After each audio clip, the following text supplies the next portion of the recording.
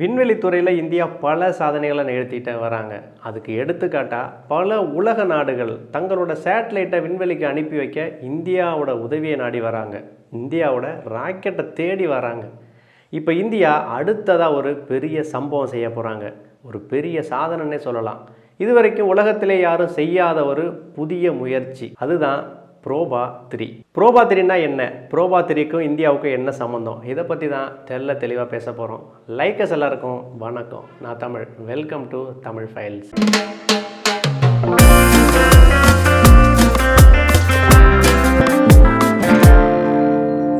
Proba 3ங்கிறது சூரியனை ஆய்வு செய்வதற்காக தயாரிக்கப்பட்ட ஒரு சேட்டலைட். இந்த சேட்டலைட்டை இந்தியா உருவாக்கலை. இந்த சேட்டலைட்டை உருவாக்குனது யூரோப்பியன் ஸ்பேஸ் ஏஜென்சி, அதாவது ESAன்னு சொல்லப்படுற அவங்க தான் இந்த சேட்டலைட்டை உருவாக்குறாங்க. இந்தியாவுக்கு இதில் என்ன சம்மந்தம்? இந்தியா இந்த சேட்டலைட்டை விண்வெளிக்கு அனுப்பி வைக்கிறாங்க. கூடவே இந்த சேட்டலைட் ப்ரோக்ராமில் இந்தியா கொலாபரேட்டும் பண்ணுறாங்க. அதாவது டீமாக ஜாயின் பண்ணி இந்த மிஷனை நடத்த போகிறாங்க.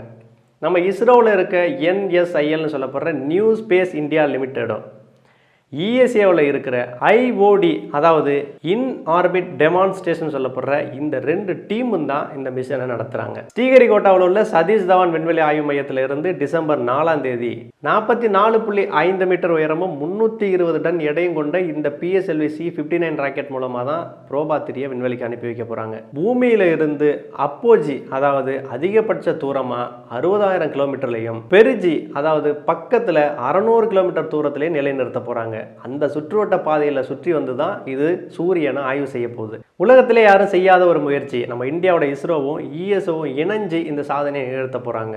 அப்படி இந்த ப்ரோபா 3 சேட்டலைட்டில் என்ன இருக்குது? இந்த ப்ரோபா 3 சேட்டலைட் முழுக்க சூரியனை ஆய்வு செய்வதற்காக அனுப்பப்பட போகிற ஒரு சேட்டலைட். ப்ரோபா 3ங்கிறது ஒரு தொகுப்பு தான். இதில் 2 சேட்டலைட் இருக்குது. CSE, OSE. CSங்கிறது கரோனா கிராஃப்ட் ஸ்பேஸ் கிராஃப்ட், OSங்கிறது அக்கல்டர் ஸ்பேஸ் கிராஃப்ட். இந்த ரெண்டும் ஒன்றுக்கொன்று செய்ய போகிற உதவி தான் இப்போது பெரிய விஷயமா இருக்குது. அதைத்தான் உலகத்திலே யாரும் செய்யாத ஒரு முயற்சின்னு சொன்னது. அதுதான் ஃபார்மேஷன் ஃப்ளையிங். ஃபார்மேஷன் ஃப்ளையிங்னா என்ன? நீங்கள் டிவிலையோ இல்லை நேர்லையோ 2 போர் விமானங்கள் சமமாக ஒரே நேரத்தில் பறந்து போகிறத பார்த்துருப்பீங்க. இந்த 2 போர் விமானங்களுக்கு இடையில் ஒரு குறிப்பிட்ட தூரம் இடைவெளி இருக்கும். இந்த மெத்தடை தான் அவங்க விண்வெளியில் 2 சேட்டலைட்டை வச்சு பண்ண போகிறாங்க. சரி, எதற்காக இந்த 2 சேட்டலைட்டை ஃபார்மேஷன் ஃப்ளையிங் மெத்தடில் பறக்க வைக்கணும்? அதுக்கு ஒரு முக்கியமான காரணம் இருக்குது. இந்த CSEங்கிறது, அதாவது கரோனா கிராஃப்ட் ஸ்பேஸ் கிராஃப்ட்டுங்கிறது ஒரு முக்கியமான வேலையை செய்ய போகுது.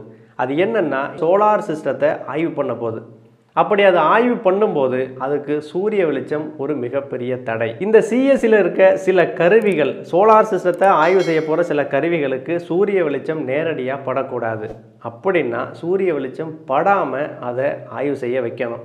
அதுக்கு ஒரே வழி சூரிய வெளிச்சத்தை மறைக்கணும்.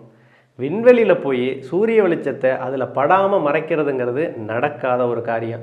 அதுக்காக தான் இந்த டீம் ஒரு முடிவுக்கு வராங்க. இன்னும் ஒரு சேட்டலைட்டை வச்சு இந்த சூரிய வெளிச்சத்தை CSE மேலே படாமல் வைக்கணும். நடைமுறையில் இது சாத்தியமான ஒரு சந்தேகம் வரும். CSE சேட்டலைட்டை OSE சேட்டலைட் வச்சு சூரிய வெளிச்சம் படாமல் மறைக்கணும். ஆனால் நம்ம இஸ்ரோ விஞ்ஞானிகளும் ESA விஞ்ஞானிகளும் இணைஞ்சு கொலாபரேட் பண்ணி இந்த சாதனையை நிகழ்த்த போகிறாங்க. இந்த CSE சேட்டலைட்டுக்கும் OSE சேட்டலைட்டுக்கும் இடையே 150 மீட்டர் இடைவெளி வச்சு இதை நிலைநிறுத்த போகிறாங்க. இந்த ப்ரோபா 3ல உள்ள CSE, அதாவது கரோனா கிராஃப்ட் ஸ்பேஸ் கிராஃப்ட், மொத்தமாக 310 கிலோ எடை கொண்டது. இது சோலார் சிஸ்டத்தில் உள்ள கரோனாவை ஆய்வு செய்ய போகுது. மேலும் இது பல ஆய்வுகளுக்கு இதில் பேலோட்ஸ், அதாவது கருவிகளை இவங்க வச்சுருக்காங்க. இந்த ப்ரோபா 3ல இருக்க இன்னொரு சேட்டலைட், அதாவது OSE அக்கல்டர் ஸ்பேஸ் கிராஃப்ட், இது மொத்தமாக 240 கிலோ எடை கொண்டது. இதோட முக்கியமான வேலையே CSE மேலே சூரிய வெளிச்சம் படாமல் மறைக்கிறது தான். சூரிய வெளிச்சம் பூமி மேலே படாமல் நிலவு எப்படி மறைக்கும் போது கிரகணம் வருதோ, அதே போல் அதே மெத்தடை ஃபாலோ பண்ணி தான் இந்த CSE மேலே சூரிய வெளிச்சம் படாமல் OSEயை மறைக்க வைக்க போகிறாங்க. இந்த CSE மற்றும் OSEல பல பேலோட்ஸ் வச்சுருக்காங்க. பல கருவிகளை ஆய்வுக்கு ஆய்வுக்காக இவங்க வச்சுருக்காங்க. இவங்களோட முக்கிய நோக்கமே சோலார் சிஸ்டத்தையும் சூரியனையும் ஆய்வு செய்கிறது தான். சூரியன்லேருந்து வெளிப்படக்கூடிய கதிர்கள், சூரியனோட வெப்பத்தோட அளவு, அதோட மாறுபாடு, சோலார் சிஸ்டத்தை முழுவதும் ஆய்வு செய்கிறது, இப்படி பல விஷயங்களை இந்த 2 சேட்டலைட்டும் செய்ய போகுது. இந்த ஃபார்மேஷன் ஃப்ளையிங்கை இஸ்ரோவும் இஎஸ்ஏவும் எப்படி நிகழ்த்த போகிறாங்கிறதான் உலகமே எதிர்பார்த்து காத்துட்டு இருக்காங்க. உலகத்தோட கண்களே இப்போது இஸ்ரோ மேலேயும் இஎஸ்ஏ மேலேயும் இந்த மிஷன் மேலேயும் தான் இருக்குது. இந்த 2 சேட்டலைட்டும் சரியான இடத்துல விஞ்ஞானிகள் எதிர்பார்த்தபடி நிலைநிறுத்தப்பட்டால் சூரியனிடமிருந்து பல தகவல்களை நாம் பெற முடியும். சூரியனை ஆய்வு செய்வதற்காக ஃபியூச்சரில் அனுப்பப்பட போகிற பல சேட்டலைட்டுகளுக்கு இந்த புரோபா 3 தான் ஒரு முன்னுதாரணமாக இருக்க போகுது. இதிலேருந்து கிடைக்கக்கூடிய பல தகவல்கள் நமக்கு ரொம்பவே யூஸ்ஃபுல்லாக இருக்குன்னே சொல்லலாம். இந்த ஃபார்மேஷன் ஃப்ளையிங் அடிப்படையில் 2 சேட்டலைட்டை ஒன்றுக்கு ஒன்று நெருக்கமாக பறக்க வைக்கிறது தான் உலகத்திலே இதுவரைக்கும் யாரும் செய்யாத ஒரு முயற்சி. அதைத்தான் இஸ்ரோவும் இஎஸ்ஏவும் செய்ய போகிறாங்க. அவங்க முயற்சி நிச்சயமாக வெற்றி அடையும். சூரியன்லேருந்து பல தகவல்கள் நமக்கு கிடைக்கும் நம்புகிறோம். இது போல் பல சாதனைகளை இஸ்ரோ விஞ்ஞானிகள் நிச்சயமாக நிகழ்த்துவாங்க. வீடியோ பிடிச்சிருந்தா லைக் பண்ணுங்கள், கமெண்ட் பண்ணுங்கள், ஷேர் பண்ணுங்கள். உங்களை நான் அடுத்த வீடியோவில் வந்து சந்திக்கிறேன். அது வரைக்கும் நன்றி.